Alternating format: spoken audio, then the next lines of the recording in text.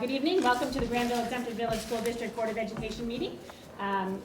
Please join me for the Pledge of Allegiance. Pledge allegiance to the flag of the United States of America and to the republic for which it stands, one nation, under God, indivisible, with liberty and justice for all. Take a roll, please. Dr. Corman? Here. Ms. Deeds? Here. Mr. Miller? Here. Mr. Collins? Here. Okay, good evening. We have a couple of staff reports. We're going to start with Mr. Bernath, who is going to give you a testing update. Great. Thank you, Mr. Browner. It's everybody's favorite topic is testing, so I'll make this very brief. We've had some changes in state testing and also local choice testing that we want you to be aware of from a test reduction standpoint. So we're really going to look at this from a grade level perspective, and if you have any questions, obviously, as we're going through this, please just jump in. The very first thing is the state this year has really made a concerted effort to look at reductions in testing. So of course the first thing I'm going to talk about is a test that we had to add this year because of state rules, and that was this particular test right here. We have to now test somewhere in the K through 2 band a cognitive test for students. This is called, we choose to use the InView test. If you have children that have already gone through 3rd grade, we now have to give that in K2 and in 3 through 5. So we're going to keep the InView test in 3rd grade, but we had to add it somewhere in this battery, and we're going to add it in 2nd grade. The reason we chose 2nd grade was at that point, students don't have the test read to them, they have to do the test on their own. We get varied results back here when the students have the test read to them. It becomes more of a listening test than an actual cognitive test at that point. So we felt very comfortable moving in here. However, along with that change, because we give math tests in reading and math already, and the state's now letting us use that for gifted identification and for other diagnostic type tests in 2nd and 3rd grade, we're going to take away the Terra Nova reading and math. So even though we had to add the ability test here, we're actually taking 2 tests away at 2nd grade for a net loss of 1 at that particular grade level. Same thing with math at the 3rd grade level. We're going to keep the Terra Nova 3rd grade reading test for this reason. It's part of the 3rd grade reading guarantee. It gives students another opportunity to reach that benchmark, to be able to go from 3rd grade to 4th grade reading in the state of Ohio. So we don't want to take that opportunity away from students, and we're still going to give that.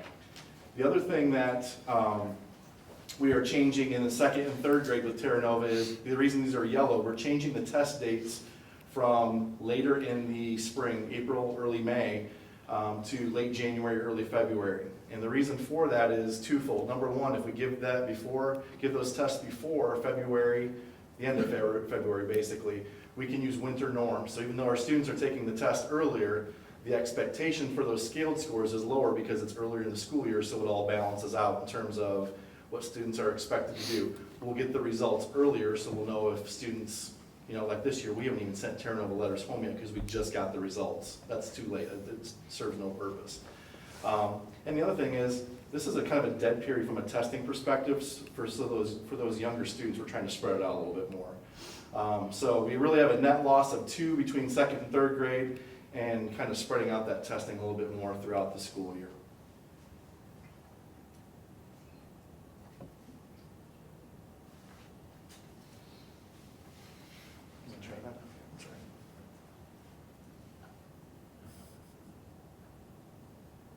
Jeff, this is not helping your Mac. I know. Okay. At least I'm In 4th and 6th grade, the state test for social studies is no longer present. They've disbanded that test, and it's up to us locally if we want to replace it with the test. We have to assess in 4th grade. We do plenty of assessment in the classroom. We don't need to add any more assessment. So we're not adding a Terra Nova there, and there will be no state test in 4th grade social studies, and the same thing for 6th grade social studies. Along with that change, we have chosen to get rid of the 8th grade social studies test as well. Really at that point it just becomes a gifted identifier for us, and we are identifying so few students by the time they get to 8th grade that it's really not worth testing the whole grade for it. We don't get any good information in terms of class placement that we don't already have from previous tests.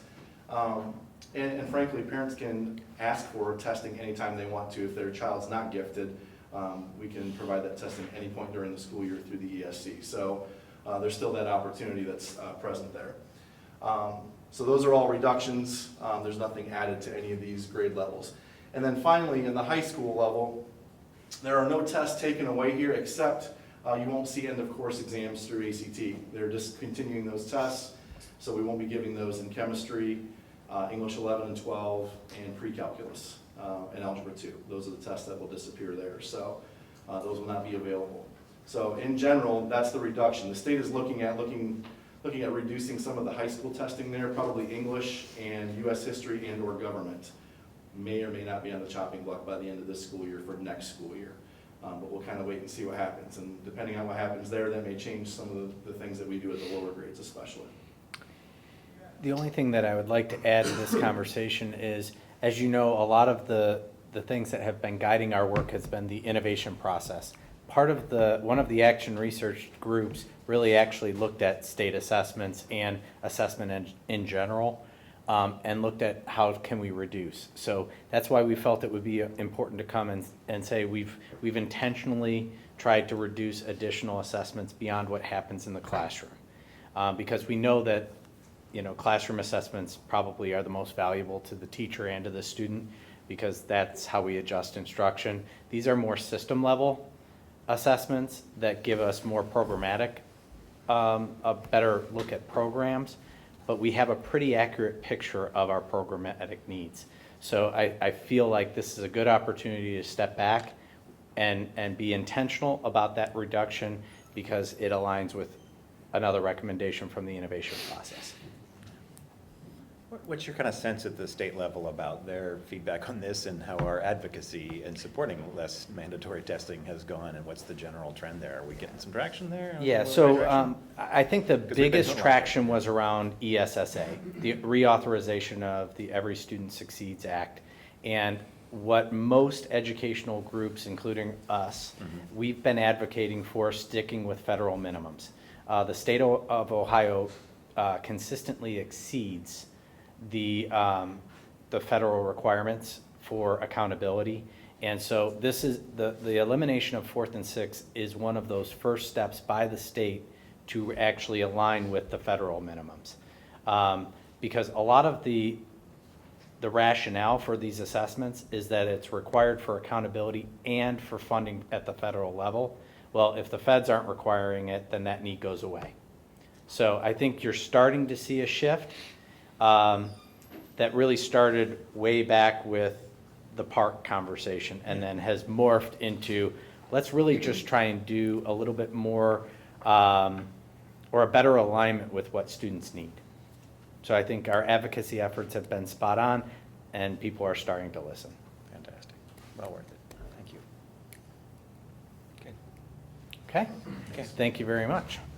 Okay, next, I am going to tee this one up, but we have two of the principals from the Studio Freight design firm out of Columbus, Aaron and Patrick. They're over there. They're going to stand up here in a minute. But as they're getting, no, go ahead, get set up. As they are transitioning the slide deck, I want to talk a little bit about why we chose to do what we're doing tonight.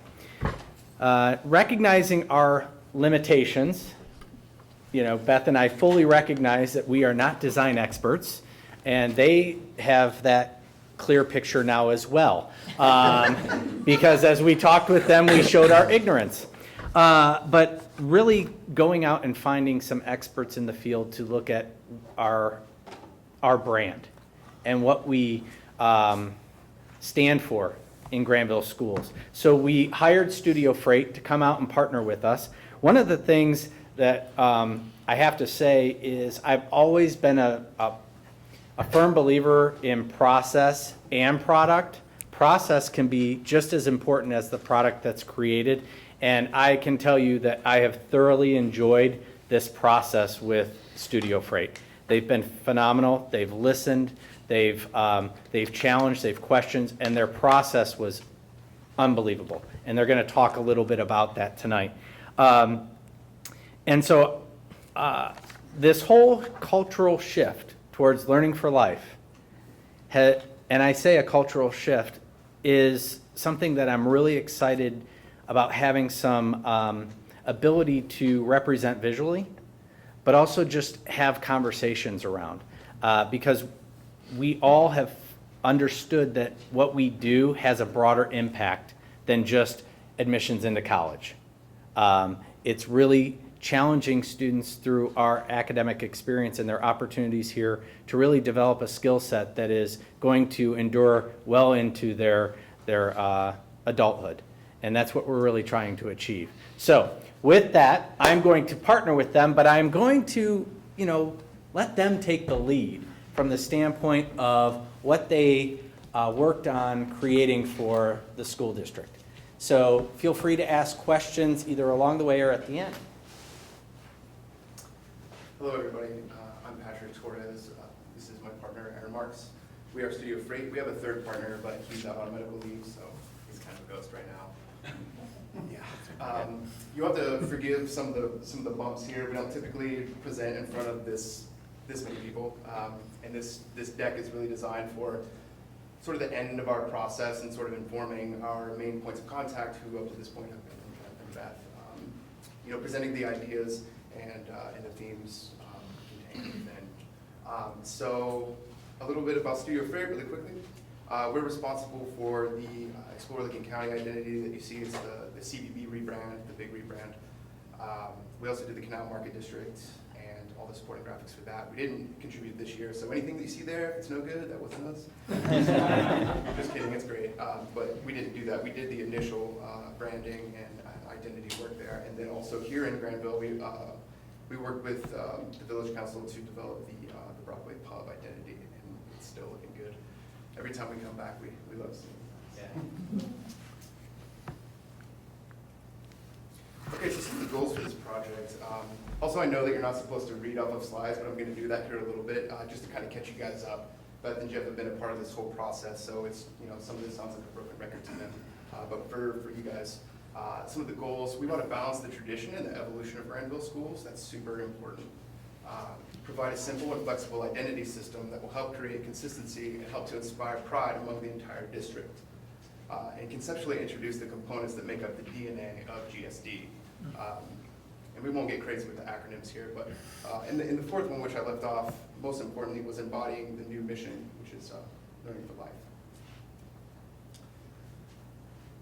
So one of the things that I think made us a good fit for Granville schools was our need and desire to learn outside of our core disciplines and our careers, really. And we all three of us study philosophy, and over the summer I have a list of books that I want to read this year. Walden by Henry David Thoreau was on there, and I came across this quote. It is time that we had uncommon schools, that we do not leave off our education where we begin to be men and women. It is time that villages were universities, and their elder inhabitants, the fellows of the universities, with leisure, if they are indeed so well off, to pursue liberal studies for the rest of their lives. This resonated a lot. This resonated with us a lot when it came to interacting with Jeff and Beth and the passion that they had for the new mission and bringing that through the identity and the work that we were preparing ourselves to do.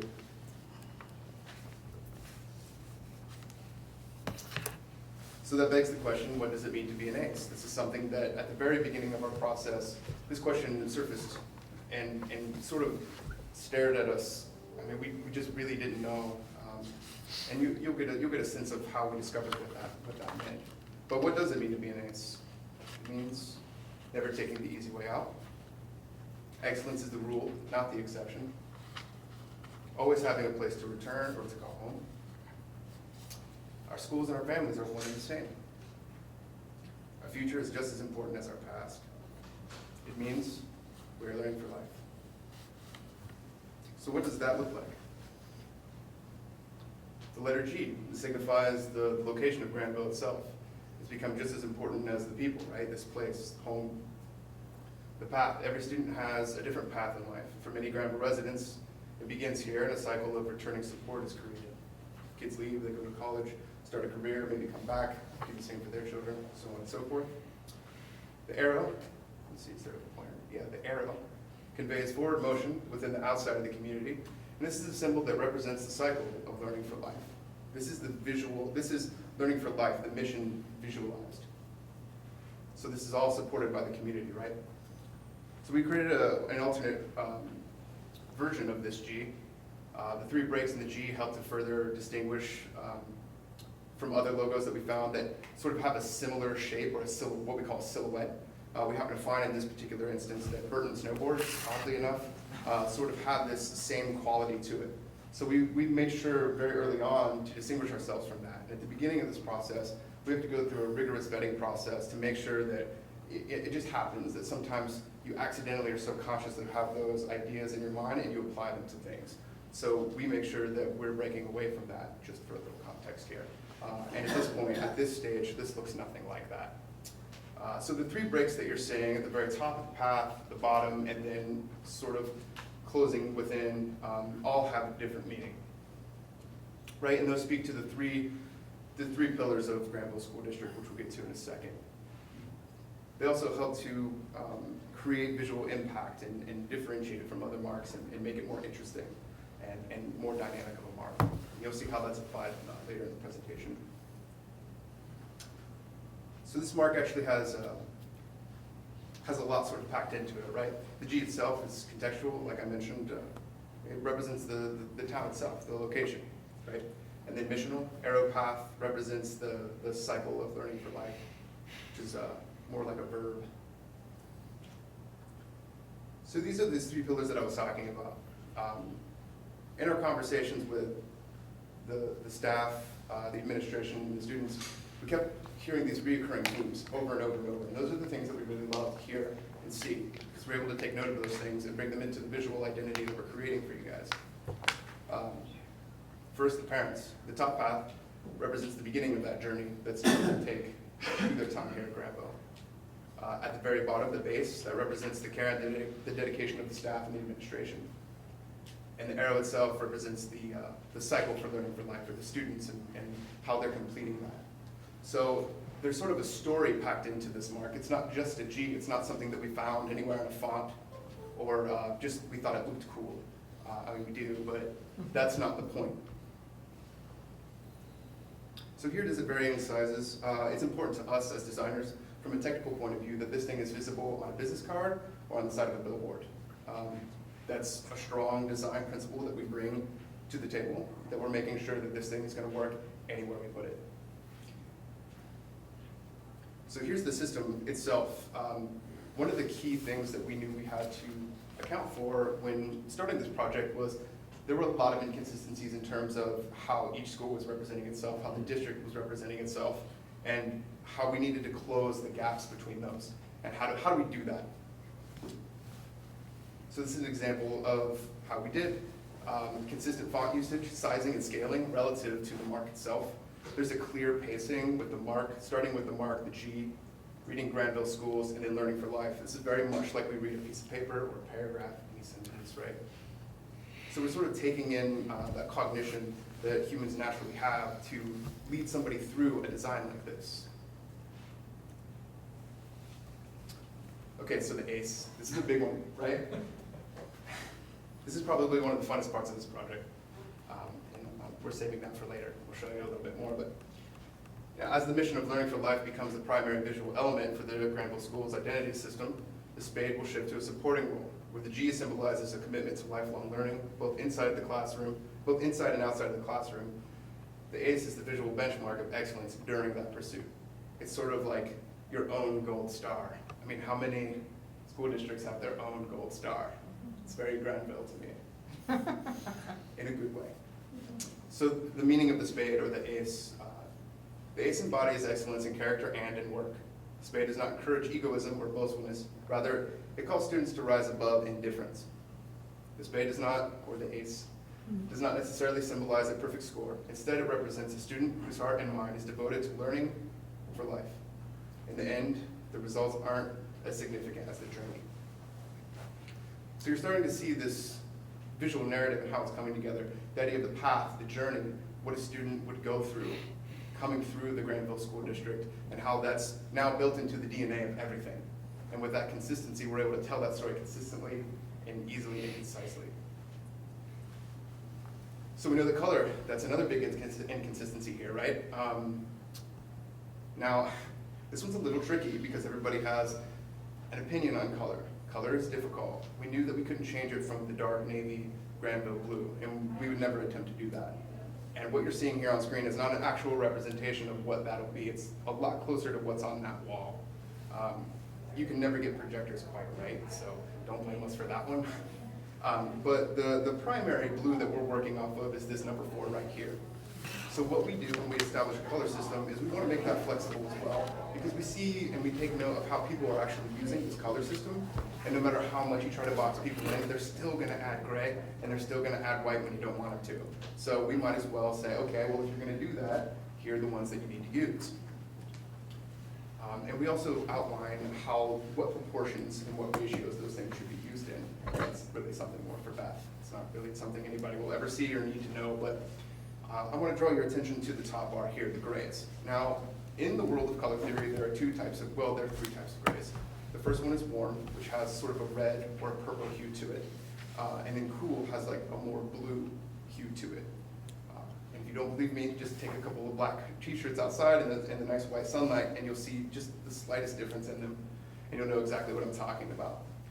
But for the Granville School District, what we want to do is establish the grays that people are going to use, and these are all cool grays. So they all just have just the slightest touch of blue in them. So no matter what, all the grays are always blue, whether people know it or not. So here are some supporting elements and how these things can be used together, right? So we know that the A's and the G need to live beside each other, on top and below each other, inside. And then using the abbreviations of the 4 schools here, stack them. And we want to predetermine these things for you guys so you don't have to think too hard about how these things should go together. It's not a puzzle anymore. It's sort of a paint by numbers, if you will. It's internet like the ISO, the International Standards Organization. We're giving you a box to sort of play within, right? So in the spirit of overachieving, we pre-visualize what we think that the Granville Athletics Department could look like. Now this isn't something that we were hired to do. It was something that we found and we applied to this project because we believe in it, and the timing was right, the pacing felt right, and we had the momentum to do it. So since the primary G is strongly associated with education, we felt that it would be appropriate to reinterpret the G for the athletic department. This G mark retains the same basic structure, so those angles that you're seeing in there, the visual way, they're exactly the same. The same basic structure of the primary G, but has been aesthetically modified for the sports team application. Below are some examples of how we imagine that system working. It doesn't always have to look like this. Again, it's not something that we fully explored. It's just sort of dipping our toe in the pool there. So this is actually really fun. So as simple as this looks, the iconography system that you would see on the entrance to stairs or a stage somewhere, the men's and women's or boys and girls bathrooms, excuse me, the restrooms, computer labs, calendar, clock, I mean, you get it. These are all derived from the logo itself. So from that G, we took the weight and the way that the angles actually fall and created this identity system. So no matter what, it's always consistent. We want to take the guesswork out of all of this stuff for you guys. So it's never, how do we get this? Where do we download that? This is all done. And it's all going to be consistent because it's from the same family. It's like a font. Speaking of fonts, the type system. So this is a tough one to wrangle with the amount of staff that you have and the amount of separate schools that are involved here. You know, who's using what, when do we use it, what's the context for that? The Granville that's hanging here is much different from anything that's outside or down the road. So we want to standardize that a little bit. And now this will be at a higher level. This will be for mostly Jeff and Beth's use here. But just to give you an idea, we want to go with a sans serif for this really clean new type system, right? So just Arial forever. Times New Roman does have its place, other serif fonts do, but for the new updated system, we want to ensure that consistency. We want to use something that looks like Gordita here at the top. And that's the font that you see in the new logo itself, and that you're going to see throughout the application of all the materials from here out. So here's an example of how that's applied, what that looks like. So a wide range of weights. So I mean, there's a lot of application. It calls for a lot of application. So we just give you some examples of how that could look. Here are a couple examples of business cards.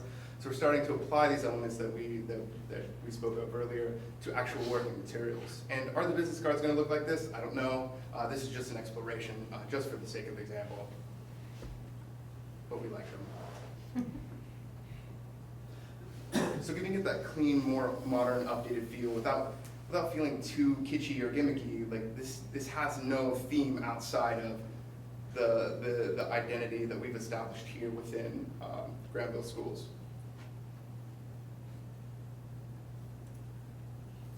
So this is a funny little thing. When we first started this project, Ryan was kind enough to take us around to all the different schools, and every time we went to a new school, we had to check in at the office. And when we check in at the office, we had to get some sort of pass, and it doesn't matter who you're with. If you're just like three guys walking around an intermediate school with a camera, you're gonna get weird looks from people. And it's just like this funny little thing that we discovered, you know. Everybody probably feels a little bit uncomfortable when they're walking into an unfamiliar space for the first time, and you have all these children just staring at you, and teachers are like, what the heck are these guys doing here?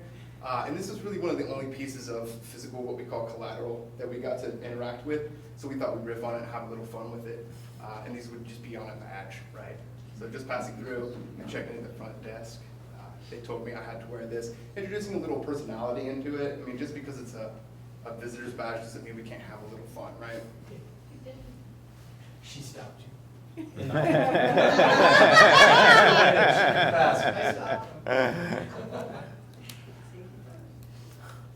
So here's an example of like a little button. We noticed there's actually some up here. So we redesigned these too, because when we were in this room, going through one of our co-creative exercises, which I'll cover, I saw these down here, so we thought we'd redesign them and show you guys that, you know, we've thought about these things ahead of time, and we know what the application should look like, because we took really good notes the whole time. And you know, we don't want to reinvent the wheel here. We just want to shine the wheel and, you know, put some armor all on there. So here are 3 examples of what posters could look like. This might seem a little odd to some people, like why posters? Well, at the beginning of any good campaign or relaunch of anything, you want to inform people and you want to get them excited, and print materials is a good way to do that. It can be costly if, you know, you're doing these huge runs, but we don't really see a need for that. But just some examples of how we could apply the new messaging, the new look to some print materials. So using the G as a design element itself, it becomes more graphic at this point. It doesn't matter that it's cut off. We're familiarizing people with it and introducing to the playful nature of it. And then the path itself there. So that's derived again from the G mark itself. So we're starting to tell a story with this abstract idea of the path of the journey, right? We did 12 of these things. We just couldn't stop. They just kept coming. And that's when you know an idea has legs, and when you can riff on something easily and it feels natural and it all feels like it's part of the same thing, right? So then here's an example of what that could look like. I mean, Aaron clearly doesn't look like a student, but you know, we thought we'd throw it on the scale. I don't know, some students, when I was in school, kids had beards. It was crazy. So how did we get there? There are probably a lot of questions going through your minds right now, but we were very careful to work with the staff, the administration, teachers, principals, and students to make sure that we were on track with this thing, because we knew that there are going to be a lot of eyes on this project, and we cannot get it wrong. We cannot afford to get this wrong. And that's really where that process comes in. We're sort of checking our math the whole time with Beth and Jeff, and we're calling them at the very last minute on a Wednesday before a presentation. Hey, what do you think about this? We just came up with this idea. You know, Jeff, what do you think? And well, I don't know. Okay, well, why not? And then we go through all those things, and we do our best to get to know as fast as we can, because we can't deliver excellence on a maybe. We need to know, is this working for you? Does this make sense? You know, as the leader of this school district, what are your honest thoughts here? So like I mentioned, we did 5 interviews, or we interviewed 5 students, 3 teachers, 2 principals, 1 superintendent, 1 assistant superintendent, and 1 communications coordinator. Very early on in the process, we visited all of the schools and we spent a lot of time in Granville. Erin used to live here actually, and because of the work that we've done around town, we're pretty familiar with the area and some of the folks that live here. So the creative, what does that look like? We redrew the spade or the ace 110 times. That's not something that we take very lightly. We understand the importance of tradition and heritage. We don't want to change something so radically that nobody's going to recognize it. It doesn't make sense to do that. Plus we know that it would probably upset quite a few folks, and we don't want to do that anyway. We went through 4 different initial looks, so general sensibilities, how these things should look from the very beginning. Everything from here's a simple update of what you have now to here's something that's kind of crazy and futuristic. And just as we suspect with most projects, we landed somewhere kind of in the middle, which is typically where we want to be. But we just want to make sure and always present a spectrum. You know, are you looking to stay traditional or are you looking to go crazy? Because we just don't know. And if somebody's never gone through that process before, they don't have the vocabulary to tell you whether or not that's where they want to be. So we developed 5 patterns. We took 204 scout photos and we created 2 gigabytes worth of files. And to give you an idea of what 2 gigabytes is, it's about 600 songs on your phone or about 800 phone photos, like iPhone photos. So that's a lot. And most importantly for us, 1 new perspective. So here's an image of us going through the high school in the hallway, that main hallway there, when you first see all the seniors up on the wall. And this seems like a pretty insignificant thing, but to some people, if you're on the outside. But when we go through, these are the kinds of rocks that we're looking to kick over. And we say, Ryan, what's with the photos? He said, well, you know, the walls were kind of bare and there was this, it just felt like it was missing something, and these were in a storage closet somewhere, right? And you pulled them out, and you guys both pulled them out and hung them up on the walls because you're proud of the products of this system. It's not something, it's not one and done. It's not come to school, get your education, and then get the heck out. It's learning for life. It's that cycle. So the fact that these portraits from 1945 and before are still on the wall really resonated with us. And we understood at that point that we had a story. And from that point, we were able to develop that story. We went through and cataloged all the spades, all the aces. This is only a fraction of them. They're everywhere. They're on people's cars. They're spray painted on the ground. They're on the football field up there where the gentleman and his wife used to sit during the games. They're made by students out of other aces. They're on murals and benches. I mean, we're looking everywhere, and we're taking photos of everything because we want to know. We didn't grow up here. We didn't go through this school system, so we don't know what it's like. This is the next best thing for us. So, lo and behold, I think you guys would be really proud to know this, that after all of that research, after everything we did, the students were the last interviews that we conducted. And what we learned was that we could have learned everything through that entire process from 5 students. And it was a good mix too. So there were seniors, and there were juniors, there were freshmen and sophomores, and it seemed like they had a lot of different perspectives on life and what they wanted to get out of it. But some of those recurring themes that I mentioned at the beginning of the presentation came through every single one of them. There was never a doubt in our minds that these kids weren't completely committed to the things that you were doing for them and that they're doing for each other. So what does it mean to be an ace? It's hardworking and compassionate, responsible and committed.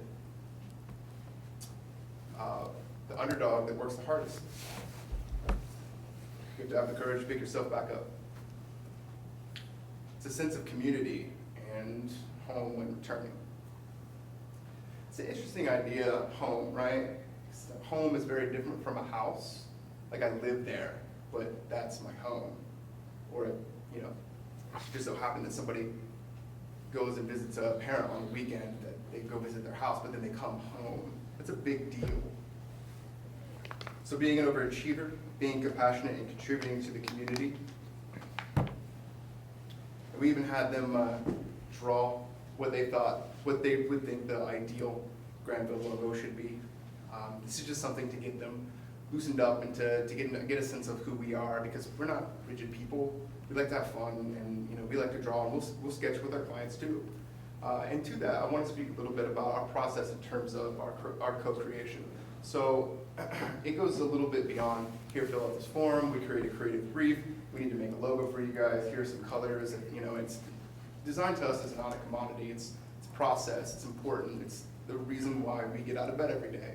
And we don't want our jobs to be boring, and we certainly don't want to sit on the other side of the table from somebody and tell them what it should be or bark things at them. These things need to emerge from their minds and from the things that are happening in a community. And that's ultimately what we're dealing with when we're dealing with design. And we can go on and on about design principles and fonts and colors and all that stuff, but really at the end of the day, what matters the most is that this stuff says something to you, that it feels like it comes from you as well. So in this very room at the very beginning of this process, we do this exercise called Swipe, and it's where we pull all these different types of images from the internet of other institutions, from higher ed, from tech, just kind of all over the place, right? And we spread them out on these tables, and we give them 2 packs of stickers, one's red, one's blue, or one's green. Green for go, red for no.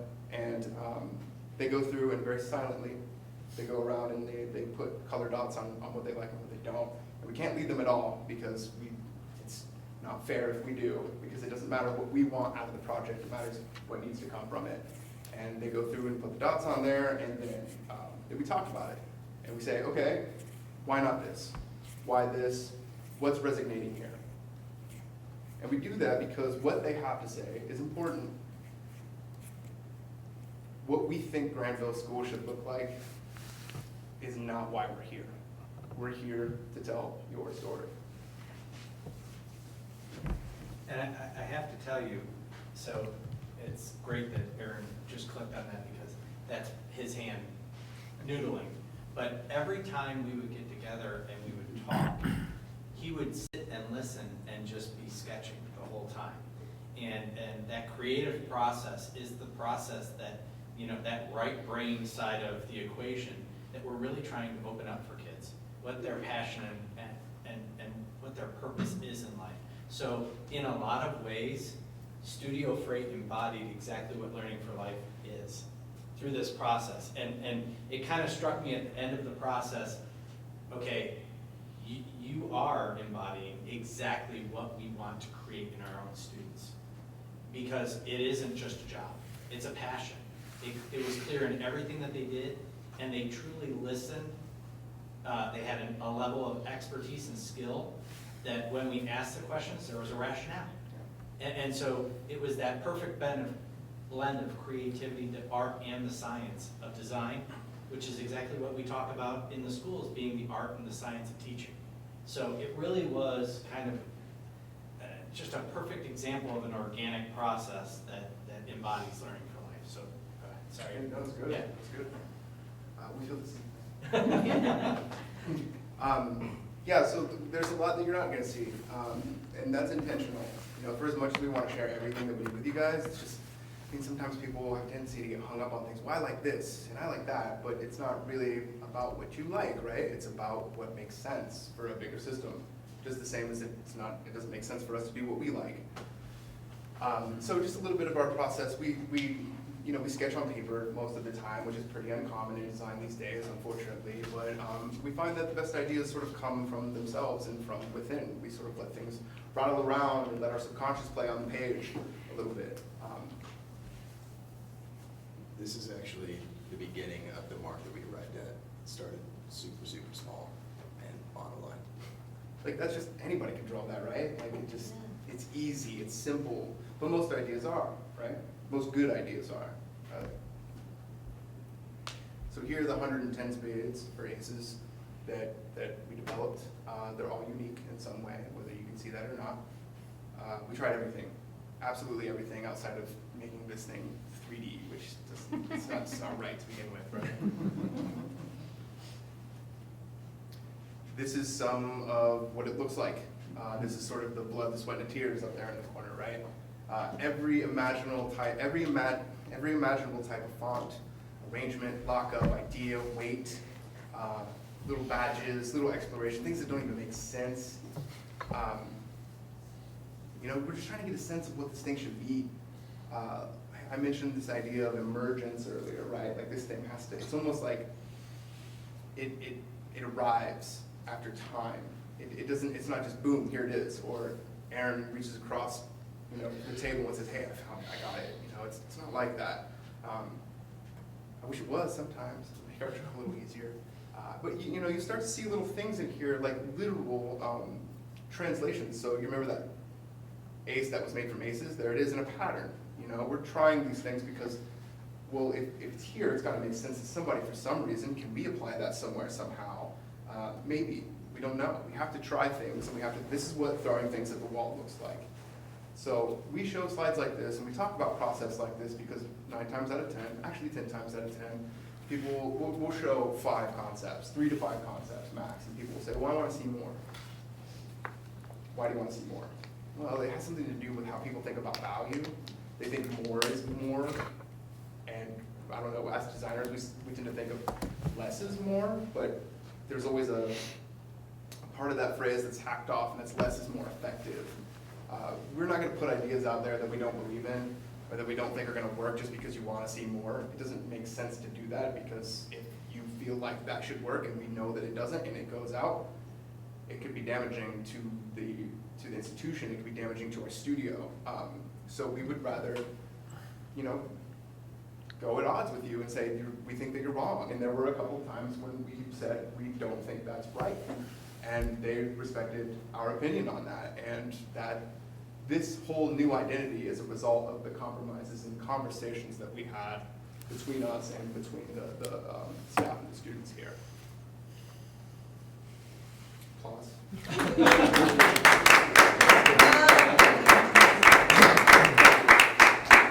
So, again, we started this conversation last year around the mission and getting something simple, but yet something that everybody remembers and really connects with our community and what we're trying to achieve as a governance body, but really what the teachers are trying to do every single day in their classrooms. You know, what they've created is, if you look at that document over there, it had our old mission statement that nobody in this community knew, not one, including many of the board members. No offense. Yeah, absolutely. But now we're getting to a place where we have a simplistic identity that communicates a lot more. And so that ace with the lines going out now is going to become this new pathway that has the energy and the story about the 3 pillars and the notion of learning for life embedded within it. So we are really excited to kick this off at the convocation and communicate more broadly as we engage in implementation of project-based learning. And as we start to tackle some of the initiatives that are on deck this year, like global language and the Chromebook initiative. So all these things are kind of dovetailing and coming together and convening at the right time. And the creative spirit that they had was fantastic. And you know what's funny is, you know, there were times where they could sense I was uncomfortable. And I have always said to my staff and to the board, sometimes tension is necessary for improvement. You know, being uncomfortable leads to growth. I can tell you that it led to growth for me because I'm a very traditional person, and they challenged that tradition and said, it doesn't have to lead. You know, the ace, the spade, you know, that's still heavily present. We don't want to eliminate that. We want to make it fit. Yeah.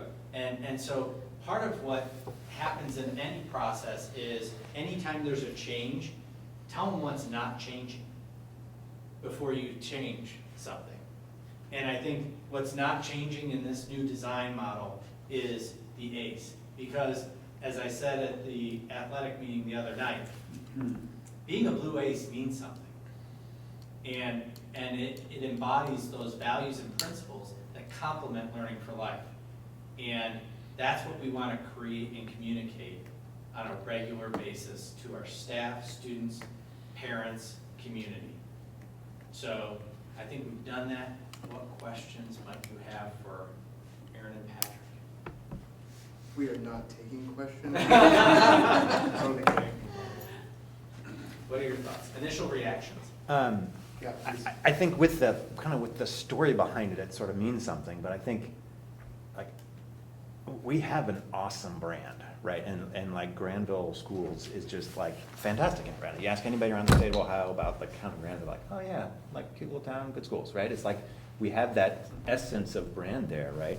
And I'm really excited about, you know, project-based learning and where it can take us into a whole different level. But I think it's not necessarily different than the excellence and the brand of the past, right? And so I think we've got such a strong foundation to build on, right? And I think we have a lot of identity with the ACE, right? So I'm a little confused about like how making that a support role. I think we lose brand equity. We lose brand equity by like making our business cards and our letterhead and our websites not have an ACE on it. I think there's something there that alumni resonate with. I think there's something there that the community, whether you've had kids in the school or not, resonate with. And I just don't, I'm like trying to understand. I think like if you tell the story about like complex 3 pillars and things like that, like maybe you can see how it fits, but it doesn't, like, I just look at that with the arrow, it doesn't really jump out to me of like school excellence with that G, right? The ACE kind of has a meaning inherent in it. And I'm not sure how you blend those. There are a couple ideas about an ACE inside the G or a G inside the ACE, but those seem a little complex to me. So I guess I just kind of wonder about how much brand equity we're losing, right, relative to our image as a community and so forth, right? And I don't mean to be critical here, but I really want to ferret that out to understand it better. I don't think when they say a complementary role, it's not a devaluing of the ACE. Not at all. So it's actually, you know, redefining the ACE towards learning for life. And there's no way, I mean, Thomas, we could work for 4 years, 5 years and try and eliminate the ACE. There's no reason or rationale to do that. It stands for something. What we wanted to do is tighten it up and make it consistent because there were so many variations of the ACE out there. And so what we tried to do is complement that logo, so to speak, with that ACE that is going to endure well beyond any of our tenures. So it's equal in value.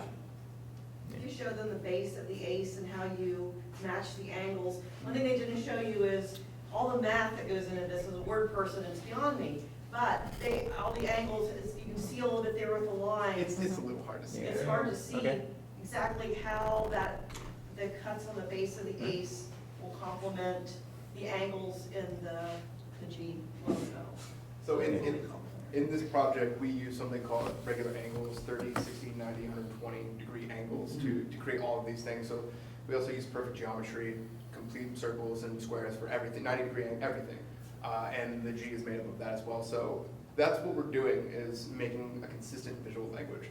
We would never try to shelf the spade or the ACE. See, okay, so that's actually something I want to address, calling it the spade. So from an outsider's perspective, that's what it is. And unless you had that information about the Granville Blue Aces, you're just seeing a spade, because most people don't call it an ace because they don't have that knowledge, right? Because that's a suit, not a ranking, right? But we know that once you get inside the system, what that means, and that's actually something that started this whole thing. So what does it mean to be an ace, right? So if anybody in this room could define that mark and what it is, you know, I would probably put money on it that everybody's would be just a little bit different. So what we're trying to do is just kind of get everybody on the same page. And you know, all of this stuff should have slightly different meanings for everybody, because it has to do with your journey and your experience going through and dealing with the Granville School District or the system itself, right? Everybody's going to take something a little bit differently from this. It's about consistency. We're not trying to destroy that brand equity. That's a great concern to have. That's something that we have to push every client on. You know, how uncomfortable do you want to be? How uncomfortable do we want to make this thing? You know, undoubtedly this is going to ruffle some feathers in town. We know that. That's why the concept, that's one of the reasons why the concept was chosen with the G, was to show people that we're, you know, this all ties into that pacing of at the very beginning of the presentation, right? That our past is just as important as our future. This is just a glimpse ahead.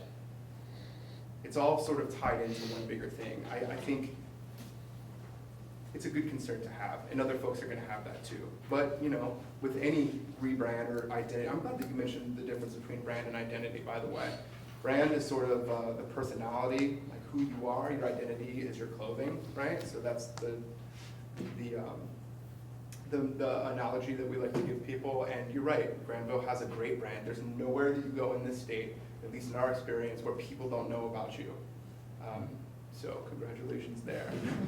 It's actually, it's impressive. I mean, nobody, I went to Sheridan, sorry. I went to Sheridan for like a half a year, and nobody knows where that is. You know, nobody knows anything about that school. Some people know that it's in a cornfield, and that's pretty much it, right? But Granville has a reputation, and is known as a town and a school district of leaders. And we think that this new identity system sets you up for that. It embraces that. And I'm gonna go on forever. Other thoughts? I do have something to piggyback on, if that's okay. Yeah, go ahead. Sorry.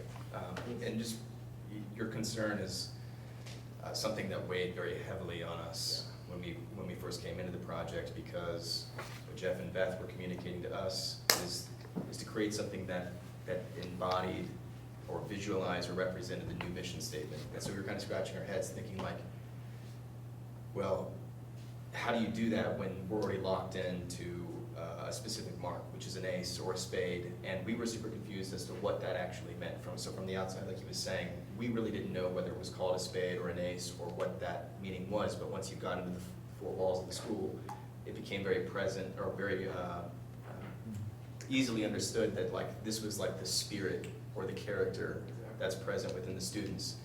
And so when we put our heads down and started sketching concepts, that's why we sketched 110 concepts of the spade, because we were trying to maybe reinterpret it in some way. Maybe can we infuse learning for life into that visual language, and it just really wasn't coming through very strongly. And so what we did is we provided, like he said, 3 options where 2 of them had spades present within the mark, and then the third one was a departure from that as the primary visual element. And when we showed them all, it seemed like the reaction was, this makes sense according to this new pursuit in regards to what we're trying to convey through learning for life. And then we were scratching our heads thinking, okay, well, how do we make that connect to the spade? How can we speak to the spade now? Mm-hmm. And that became like, okay, so if the overall, like this meta-narrative of Granville is learning for life, like what's the character of these students to be striving for? That's what an ACE means. And so that's how we connected those 2. And so it is a risk for sure, and a good concern. But like we said, there were other options that we explored before that. I may be incorrect, but I think the expression is one and the same, not one in the same. I think you're right. Before we print. Let's look.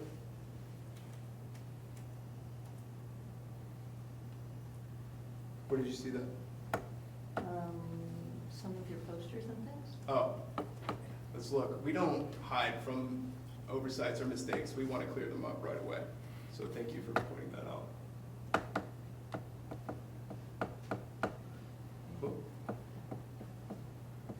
Up there.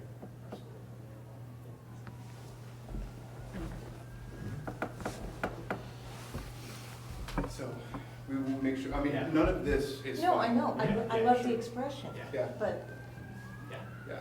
Yeah. Yeah, well, certainly. Yeah, I mean, this is good feedback. This is exactly the dialogue that we want to set up with any project.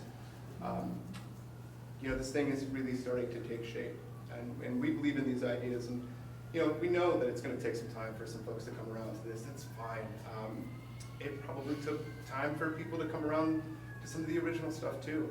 It It's just part of the process, and we embrace that. We know.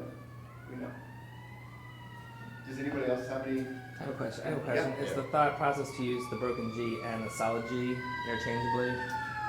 No, Throughout. those were two presented variations. So when we presented the three initial concepts, we took the one that was selected and then we refined and came to those two variations. Okay, so one will be chosen. Because Yeah. I mean, I love it and I love this concept and stuff, but when I look at it, I go instantly and think of Pelotonia with, That's a good one, too. with the arrow branding Yeah. that they have, but if no one else sees that, That's it's, what it was for.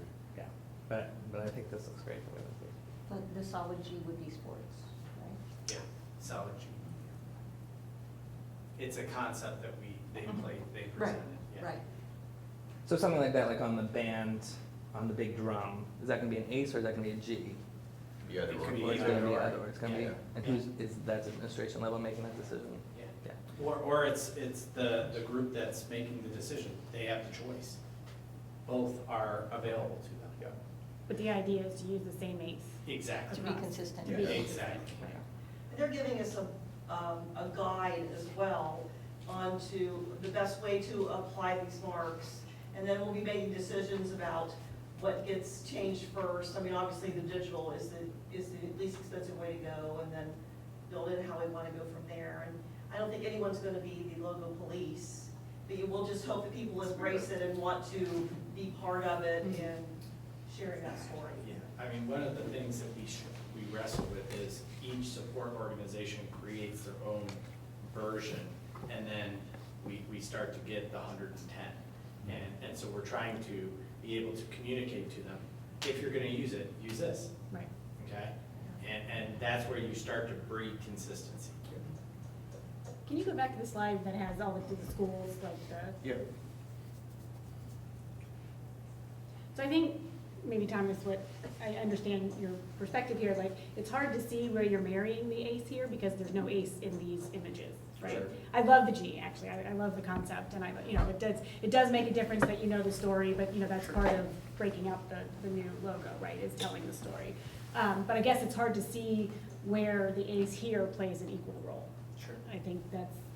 And like in the letterhood and a couple other things as well. No, I It's mean- just like, you have two logos, right? Which logo is your logo, right? And I don't know how we kind of balance that and like But we where have you that put on now, there. just so you know, because the Granville G that is on, the gym floor. Yeah. And some other places. Yeah. We have that competing interest now. Where we don't have an ACE, but we have a G. Correct. Then can you go where you have the G inside the ACE? Sure. See, I like that a lot. I like that a lot, and It I looks can see that, complex. I don't think so, I like it. But I can see how that, then you can add the learning for life in the Granville schools, I mean, can that be like the main thing that we use, or? It gets really small on a business card and stuff though, I'm not sure you kind of see it or I appreciate it. guess it would matter, as much. size would matter on it, but I I do think- like how, yeah. I think you get the G in the name We're anyway. getting into the weeds a Anyway, little sorry about bit, that. Yeah. so- I mean, yes and no, Yeah. right? I mean, because we're trying to understand how, Yeah. the ACE is still continuing to have a prominent role Yes. in the brand. One thing that I think that is really important about this dialogue is that you're starting to imagine what this is going to look like. You're starting to put it on business cards in your mind. Not everybody can do that with concepts like this. This stuff is still pretty loose. The logo itself is good to go. It's ready to go. But the application, the rollout, that's going to take time. And that's actually the next step in this process is application, implementation, what that looks like. Sometimes when you're learning how to bake cookies, you're going to burn a batch or two. Okay, so the next time we don't burn them. We know that it doesn't work that small inside of a business card, and we learned that because we tried it.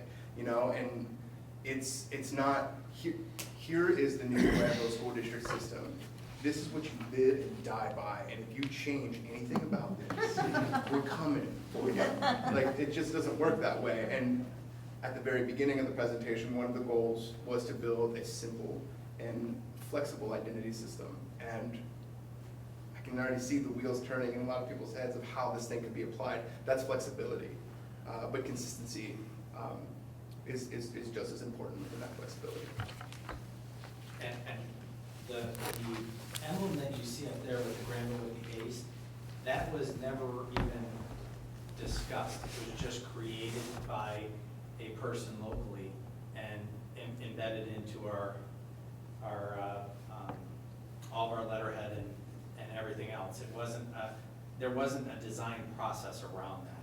So I think we wanted to have some clarity around that branding and identity as we shift to Learning for Life. So more to come, more conversations to come. This, like they said, there's phase 2. There's more work that needs to be done. We just wanted to get some, information about, what we have been working on for a long time in front of you.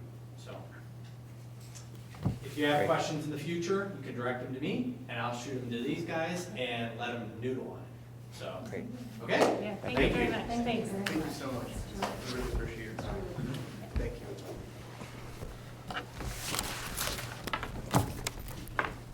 Now I can't see. All right, public comment. Yeah, so we reached the part of our agenda where we will take public comment. If you'd like to address the board, please come to the podium, state your name and address, and speak for 3 minutes. My name is Andy Wildman. I'm the Executive Director of the Granville Recreation District. Spoke with Superintendent Brown about coming to give a GRD update. I was trying to think back to when our last update is, and I think it's been a while, so I wanted to come speak for a few minutes. I'll try to keep it under 3 minutes.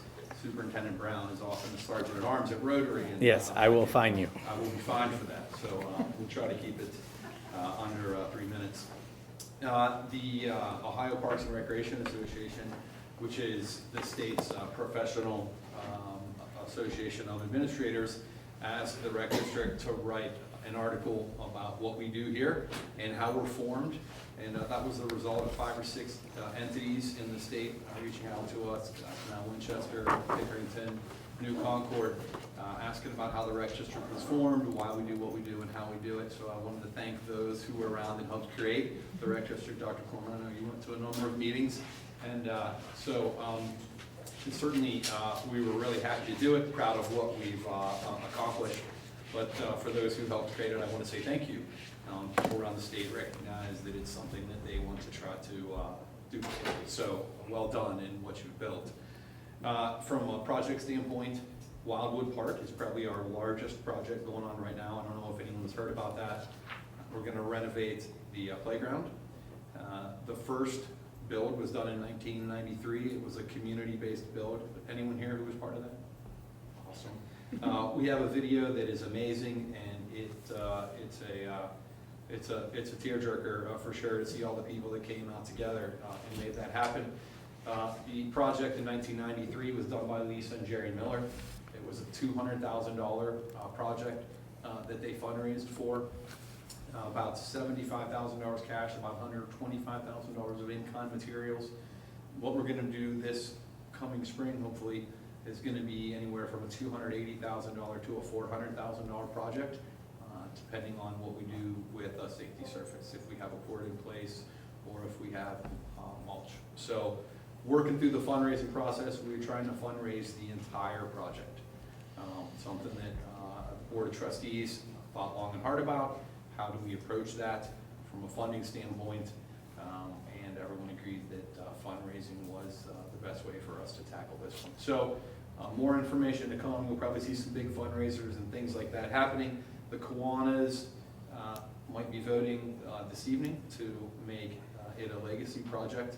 The Board of Trustees for the Kiwanis unanimously approved a $75,000 legacy gift and up to $25,000 of fundraising in the next year as part of a lead fundraising sponsor gift for the project. So excited about that, and certainly excited about the project and what it can mean for Wildwood Park. If you've been there recently, like all playgrounds that reach 25 years old, it's time that they need some work. So it will no longer be wood, no more splinters. So certainly looking forward to that from a maintenance perspective, as well as the person in the pool who got my daughter's hand. Met with Mr. Jarrett and Mrs. Orman and Jeff a few times over the last 6 months, or maybe even 3 months, talking about middle school sports that the rec district does. We're currently doing 9 middle school sports. And lots of questions from folks as to how we approach those. Should they be paid coaches? Should we cut kids? Should it be available for everyone? Where should winning play in the process of what that activity should look like?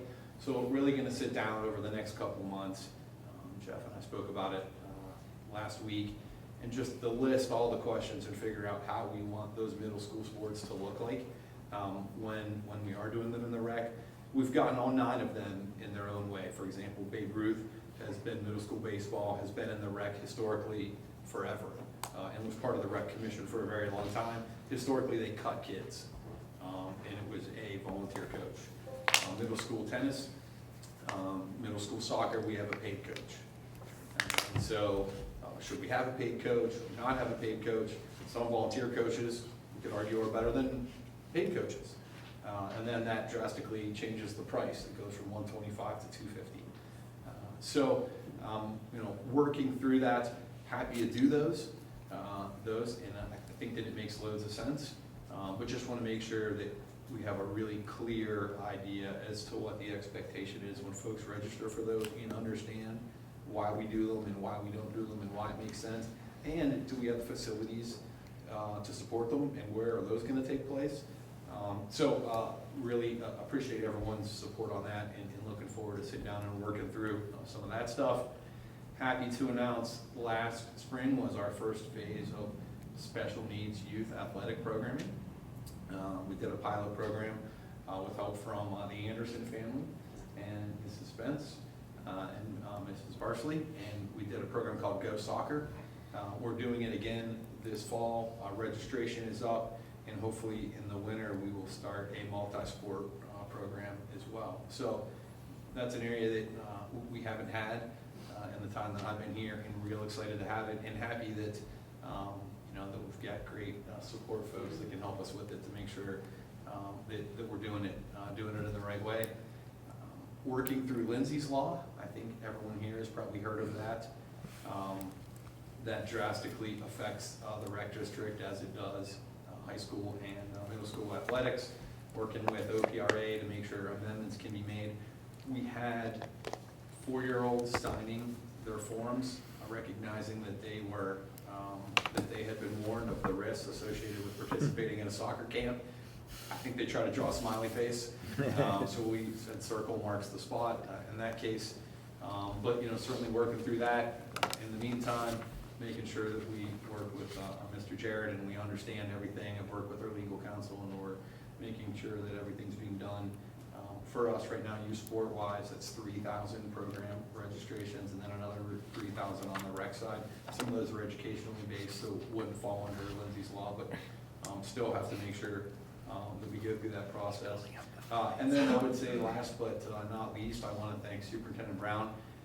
This coming Sunday is our last concert on the green, and Superintendent Brown helped us find a sponsor, and we're doing a teacher and staff appreciation.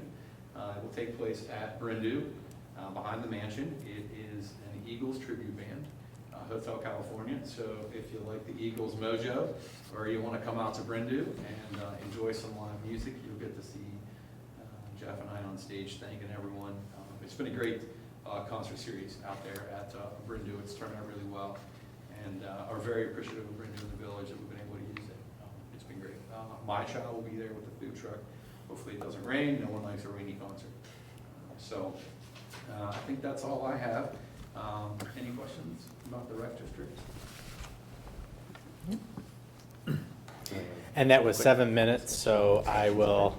I will be 5 minutes as necessary. Yes. All right. Yes. Thank you so much. Thanks. Would anybody else like to address the board at this time? No? Okay, we'll move on. Action agenda? Okay. Oh, no, sorry. Yeah. I do this every Board- time. yeah, board Every discussion. single time. Yes, we're gonna have board discussion if you wanted to ask, Yeah. talk about anything that we've, has come up in the meeting so far. But one quick thing about GRD and middle school sports. What's kind of our direction as a district in terms of how many sports are being managed by GRD and how many we're sort of keeping internally? Or how has that balance been working and where are we headed with that? I think the reason why we're meeting is because we need to reassess that and make sure that we're still in line with the current thinking. What happened is when we shifted away from partially funded sports, that really moved a lot of those sports to the GRD when they became the GRD, not the commission.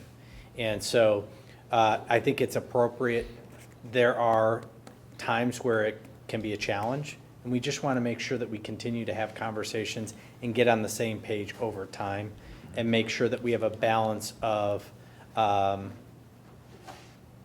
the interest and objectives that we're trying to balance. So I think that's the reason why we're having this conversation right now. Okay. Yeah, my son was really looking forward to playing soccer this year for the GRD, and there won't be a team.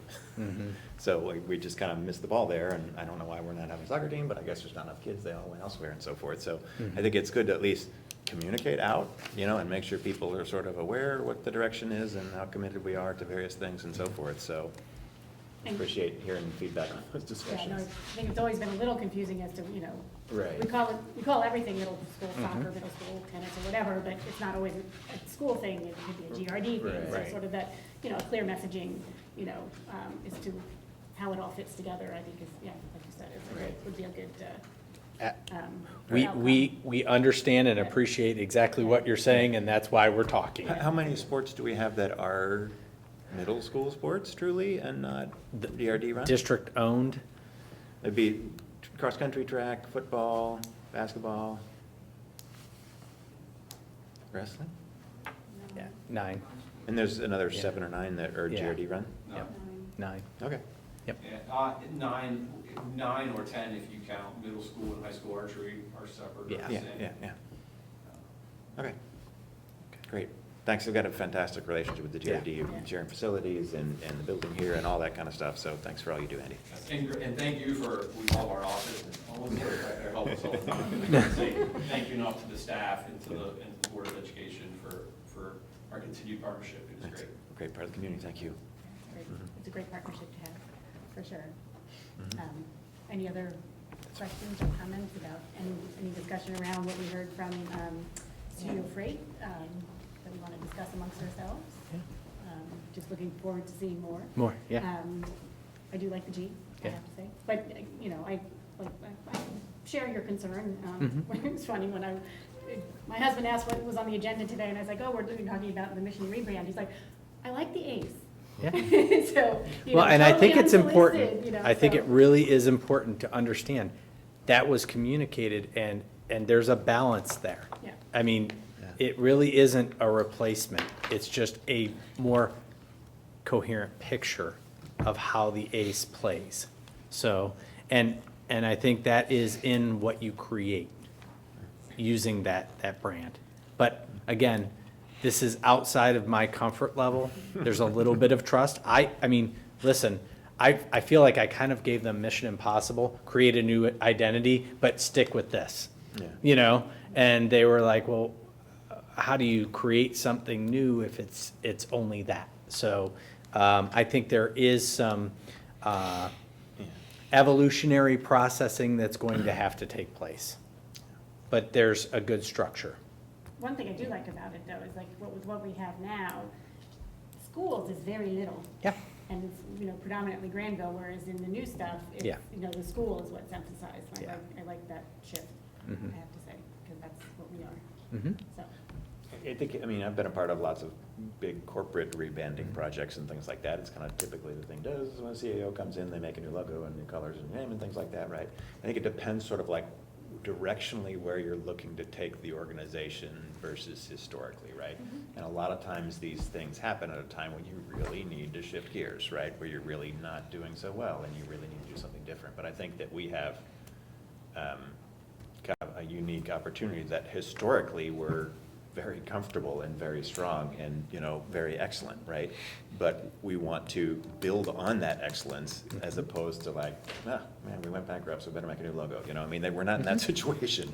We're really in the situation where we've got, you know, a long legacy of excellence, right?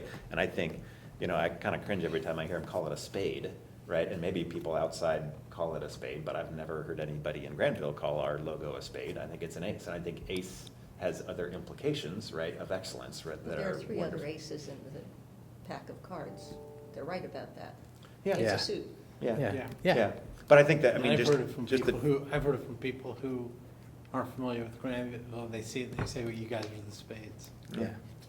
yeah, Yeah, but again, I think their messaging is enter a student, leave an ace. You know, they're playing off of that language, you know, recognizing that the ace is really a spade to the rest of the world. Yeah. So, again, it's Yeah. the story. It's the king suit. Yeah. Okay, should we move on to action agenda then? Okay, action item 8.01 is the appointment of a delegate to attend the annual business meeting of the Ohio School Boards Association. Not it. I need a motion. So moved. Have a second? Second. Thank you. Okay, so now Russ has done it the last 2 years, and I understand, you know, when you're working with the dynamic of not being present, sometimes your name gets added to the action item. But if anybody is interested, we would love to add your name in. Tell me about this It would be meeting. a conflict of interest to nominate oneself, so since I made the motion, I'm exempt. from nominating yourself? Yeah. It really What's is. the content of the meeting and what's the gist of it? It's mostly to talk about the legislative platform. You get to see, it's usually, the teacher of the year gets presented there, the state superintendent speaks. So there's a couple of like sort of, you know, fanfare kinds of things, but you know, the main point of it is there's a legislative platform that you get ahead of time and then they discuss it. Sometimes ad nauseum, but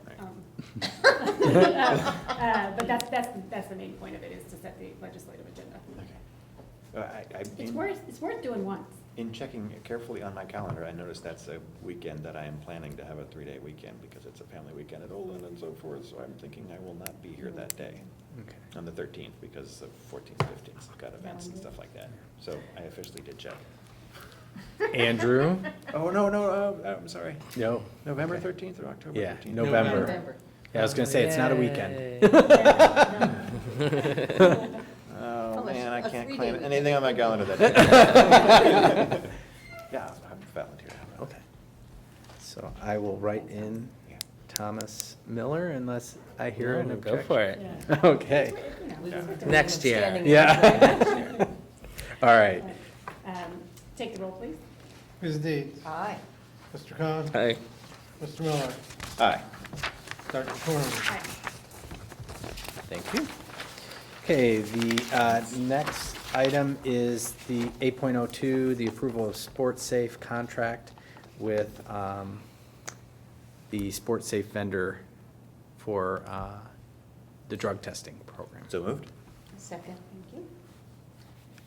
Okay, just so you are aware, we did receive the corporate background check on this company, and there were no red flags. Bricker and Eckler completed that process. So once this is approved, we'll continue to work with them and refine the process and make sure that it is airtight. Any questions? No? Take the roll, please. Mr. Miller? Aye. Ms. Deeds? Aye. Mr. Khan? Aye. Dr. Corman? Aye. Thank you. 8.03, approval of the bus routes for the 17-18 school year. So moved. Second? There are no changes. So one of the things that we are going to do is we're going to try and contract with Pete Chapisky, who is he still with OSBA? He's at OSBA. Yeah. To try and do another analysis of our routes and make sure that we're operating as efficiently as possible. Tanya has been trying to work with Pete to get that up and running. Not to affect this. That would be. a Not change to for affect, coming. yeah, that would be in the future. Thank you for that clarification. Any other questions? Take the roll, please. Ms. Deeds? Aye. Mr. Miller? Aye. Mr. Khan? Aye. Dr. Cornman? Aye. Thank you. 8.04 is a learning, an agreement with the Learning Spectrum for our special needs population. So moved? Second. Nothing to add. Same as last year. Same as last year, similar students. Any other questions? Okay. All right, take the roll, please. Mr. Miller? Aye. Mr. Khan? Aye. Ms. Deeds? Aye. Dr. Cornman? Aye. Okay, next item is 8.05, the resolution for the renewal of the health insurance. So moved.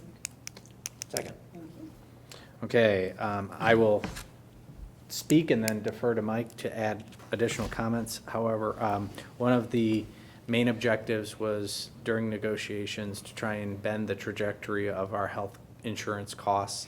And I think we were very successful with cooperation from the association and recognition that those costs continue to escalate. And then after that decision and that agreement was signed, we were able to go back to our insurance broker and try and negotiate at least a similar, keep the same vendor in Med Mutual and try and get advantageous pricing so that we didn't have two shifts in plan and provider. And we were very satisfied with the results, and Mike can talk to you about that. Yeah, I had some benchmarks in the 5-year forecast for that we needed to meet for the reductions in the two plans, and I think as long as we met those, or at least very close to them, you know, we didn't want to go through the dislocation of switching vendors, and as a matter of fact, they did come back to us and actually beat what the expectations that were in the 5-year forecast significantly. So we are getting a 12.8% reduction in the rates on the lower, the 2,000, 4,000 plan, a 26% reduction in the rates on the higher plan, the 4,000, 8,000 plan, and a maximum capped increase in effective 1/1/19 of 10%. So no higher than 10% the second year, which more than met the goals that we were trying to achieve, and so we're recommending that we move forward and go ahead and approve that. Any other questions for Mike? That's fantastic, Rick. I really think this is a great strategy and really appreciate everybody that's put a lot of time and effort into coming up with this plan. It's a really big deal. I mean, that's other than our salaries, that's our second biggest expense, right? Yeah. For sure. And, you know, savings like that, I think, are a bit unheard of, really. Yeah. Yeah, in healthcare these days, in that's the right healthcare thing to do. these days. So, yeah, thanks for working on it, Mike, and thanks to the GEA for Yes. your flexibility in coming up with a new plan. Much appreciated. Take the roll, please. Ms. Deeds? Aye. Mr. Miller? Aye. Mr. Khan? Aye. Dr. Cornman? Aye. Thank you. 8.06 is the approval of the resolution to purchase, the purchase of 3 new buses. So moved? Second. Thank you. We have the opportunity to secure 3 buses for this school year and not pay for them until the 18 school year and get current pricing and lease rates, which when you look at it from a budgetary standpoint, Mike could probably talk to you about that, it's a good deal. So we felt like it was an opportunity to pull the trigger early and get that pricing. We were Basically- slotted to do buses next year anyway, Yes. right? Yes. We were planning to get 3 new buses prior to the next school year. That was in the capital plan. Well, yeah, we're paying extra interest by getting them now, but we're also realizing current pricing rather than there'll be new pricing in October. And the chances are the increases in October are going to be greater than the amount we're paying in interest as part of the lease purchase, because the interest rate's only 2.75%. That's embedded in the 3-year lease that we're going to do. And so it's a net savings, plus it gets us, we're replacing one bus that has handicap, accessibility, and then 2 standard 78, 9, 77. 7, and it was 70-something past. So you have to buy the handicap one and you lease the others? Is that the We're way that leasing all works? 3 of them. Leasing We will all do- It says, oh, Lease- the lease purchase of one Yeah. bus. Yeah, Oh, the lease handicap one's purchase different. of 2. Different amount. Oh, yeah, Yeah. got it. Yeah, It's the the- same mechanism, right? Same mechanism. And what's the term of the lease? How long? It was up to, they originally gave us a 4-year lease, but that really throws off our schedule. I had them redo a 3-year lease. The 3-year lease is just outside of the cost I was budgeting, but worth not making an extra year of Mhm. lease payments to keep us on the 3-year cycle Okay. that we need to keep replacing our high mileage buses. Any other questions? All right, take the roll, please. Mr. Miller? Aye. Mr. Cohen? Aye. Ms. Deeds? Aye. Dr. Corman? Okay, next is the consent agenda, A through C Through D. through D. A through D. Motion to approve? So moved. Second? Second? Thank you. Okay. So, as always, we have several donations. I'd like to call your attention to a couple of them. One is the award of $7,500 to Jim Redding from the Martha Holden Jennings Foundation for the continued work on the land lab. I've been working to develop the relationship with Martha Holden Jennings Foundation for a while now, and they only give one award to one science teacher a year, and Jim received that award, and I think he impressed everyone up at the conference, the annual conference, because they were talking about project-based learning, and he had tangible evidence of that. So fantastic opportunity for him. And then we have a variety of different donations for the GHS band, which, you know, continues to impress everybody who interacts with it. So we have several supplementals, and then a couple of last-minute hires for the new school year. And, you know, the resignations are really opportunities for people to pursue other options or other employment. Travis Blackstone served for several years at the intermediate school and made a huge difference with our students. So with recognition of their and appreciation of their service, I recommend their resignations. Do we have a new girls JV soccer coach in place of Dennis? There's a JV soccer coach Yes. resignation. Somebody else is stepping in, and we'll approve her next month or something? Dennis got an internship that Okay. interfered with his possibility to coach, and he took that and. Great. Great. I heard that we had somebody else picked out that looks like they're good as well, so Yep. we'll get that approval at some point. Megan Bryan. Yeah. Cool. Good place for us. Fantastic. And, is this our last classroom hire for Jason Mellencamp at the Yes. 4th grade level? So we're all good Yeah, for there? And we are ready to roll. Is he a spouse of a teacher? Yes, he is Elizabeth Mullencamp's husband. Right. So, Any other questions? Take the roll, please. Ms. Deeds? Aye. Mr. Miller? Hi. Mr. Cohen? Aye. Dr. Corman? Aye.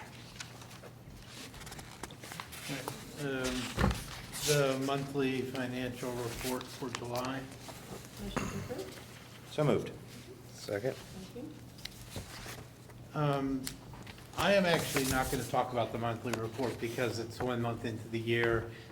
The revenue is, the timing's not right with the property tax, so it's making everything look haywire anyway. I do want to talk just briefly about the property reappraisal. Those notices have gone out. I got my first email today from someone who got their notice and was a little concerned about the size of their increase. I know you all saw the article that I That was great. that I wrote. You know, basically, we're not gonna get a 15% increase in our revenues. It would be nice if we did. We won't. We'll probably get about 1.5 or 1.6% increase, because we only get increase on our inside millage, which is only 10% of our total millage. And keep in mind, that's a 3-year increase. So we're getting a 1.6% increase over 3 years. So in reality, it's about a 0.5% increase per year is all that we're getting. I think that a lot of what's going on, and the person I did hear from today is someone who's been in their home a long time and is concerned about what it's doing to their property taxes, and the difficulty it may cause for them to, continue to support the schools down the road, which is why we are looking at the option of doing an earned income tax. I think, given, what we're hearing is going to happen in a lot of the people who have been in their homes a long time this time, where they may more uniformly be above the 15% average increase and therefore seeing increase in taxes, that the earned income tax may give us an opportunity to pursue additional revenue that we need without adversely impacting those on fixed incomes, especially our seniors on fixed incomes. And also, based on data we have, putting more of the burden on the people who are using the schools. A significant portion of their income is in the families who are sending kids to the school district. And so it may do a little bit better job of putting the burden on those using the schools and easing the burden off those who may have used the schools in the past but no longer are. So I wanted to talk just a little bit about that today. Probably a more important issue than the financial report, which will start having more meeting in a month or two. So if any questions about what's going on? I assume we'll be talking about our strategy more as we move forward. We will probably start having conversations either in September or October. If we're going to go the income tax route, the deadline for the initial filing with the Department of Taxation occurs in early January. So it's probably a decision we're going to have to make by the time of the December meeting if we are going to go down that route for the May election. For the May election, right. For the May election. Other questions? Take the roll, please. Sorry. Mr. Miller? Aye. Mr. Khan? Aye. Ms. Deeds? Aye. Dr. Foreman? Aye. I make a motion that we adjourn. Anybody want to second that motion? Second. Excellent. Take the roll, please. Ms. Deeds? Aye. Mr. Miller? Aye. Mr. Khan? Aye. Dr. Foreman? Aye. Meeting adjourned.